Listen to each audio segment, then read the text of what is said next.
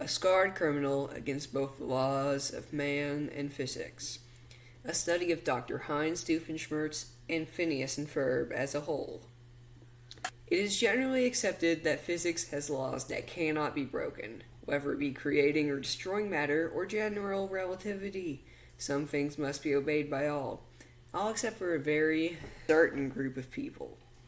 Phineas and Ferb and Heinz.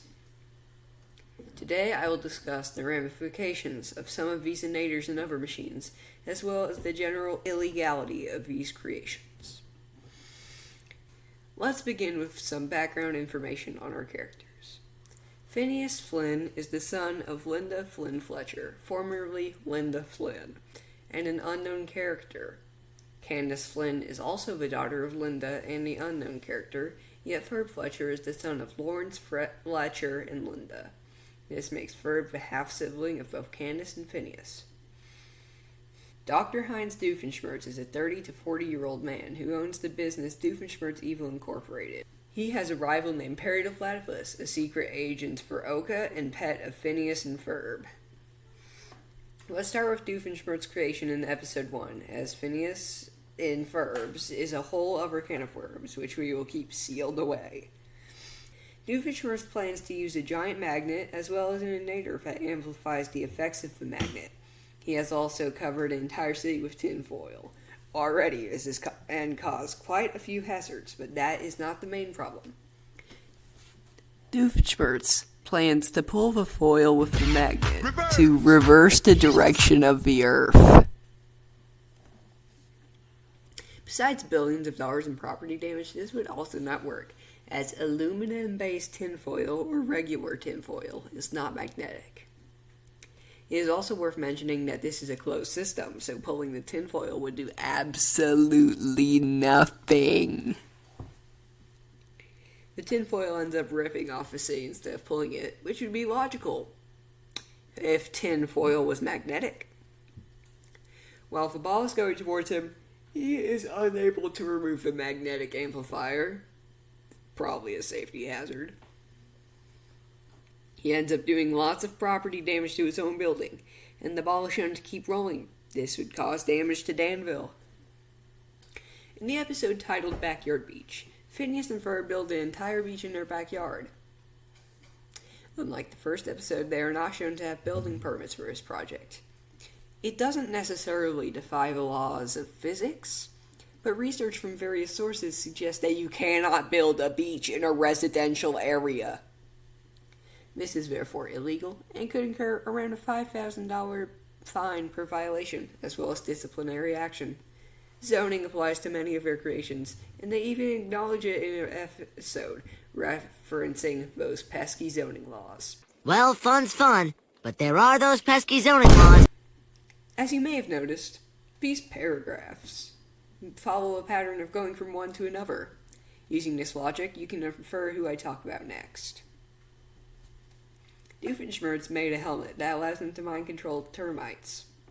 I would say this is impossible, but Elon Musk's Neuralink chip suggests that Doofenshmirtz may be able to achieve this. I don't want to research this, so let's just say it works. What matters about the logistics of this is the animal cruelty that it may incur to the termites, which will be a very recurring theme. Doofenshmirtz could be charged with many counts of animal abuse because of what he does to the minds of these termites, and in later episodes he does this to pigeons and various other animals. This is going to be mainly using 35.46.3 of the Indiana Code. His plan is to make them eat all the wood in houses to make people buy his aluminum siding, which is, I'd say that's the stupidest thing he's ever done, but if you've seen, this results in even more property damage and could also result in extortion charges. Now I must talk about an episode so absurd. Einstein rolled in his grave when it aired. In the episode, Phineas and Ferb just hit a ping pong ball all day. Normal. At first. After hitting it millions of times, way too many times, They say that they stored enough energy in the ping pong ball to make a singularity.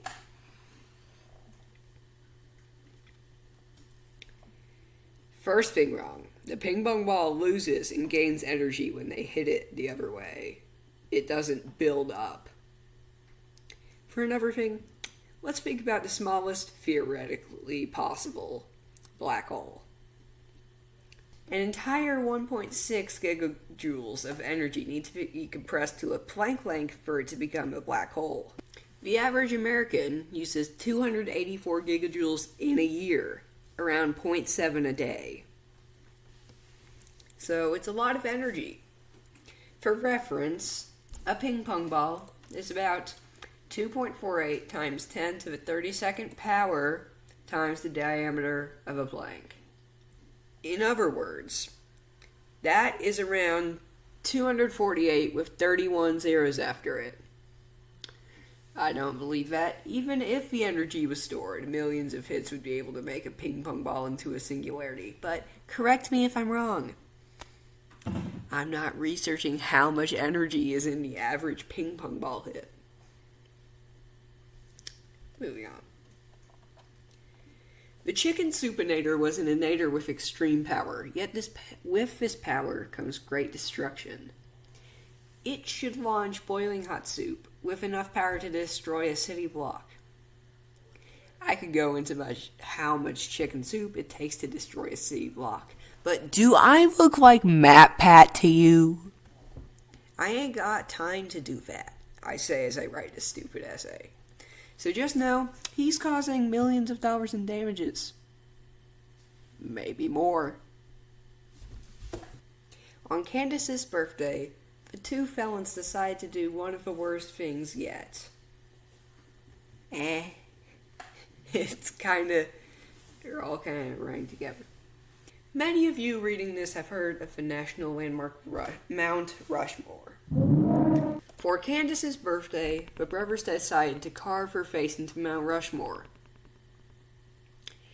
They would be rushed more to prison after that, because defacing a national monument isn't exactly the best look for some guys. They would not be the only ones in trouble here, though. Always a little young to be restoring a national monument? Yes, we are.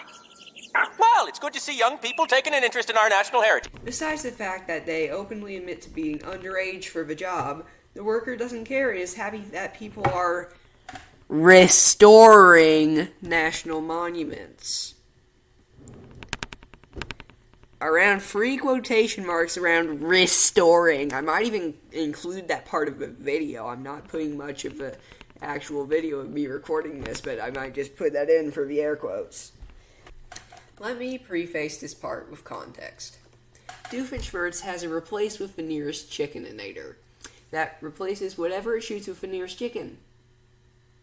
This could be already considered animal abuse depending on what he does with it. On an alien planet, he and the other characters were attacked by an alien.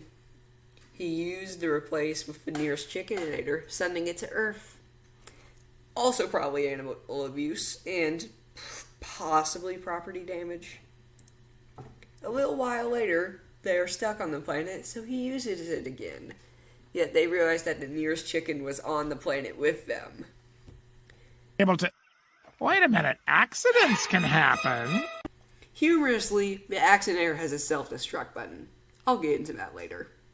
The point is, he planned to smite that chicken. This is animal abuse in 20 of the 50 states. But with him living in the tri-state area, we don't really know which applies. Doofenshmirtz has a horrible track record when it comes to animal abuse. Phineas and Ferb made an anti-gravity machine. When writing this, I paused for 40 seconds after writing that, thinking to just leave that as the entire paragraph. This obviously disobeys the laws of physics. So let's turn our attention to a pressing issue, funding.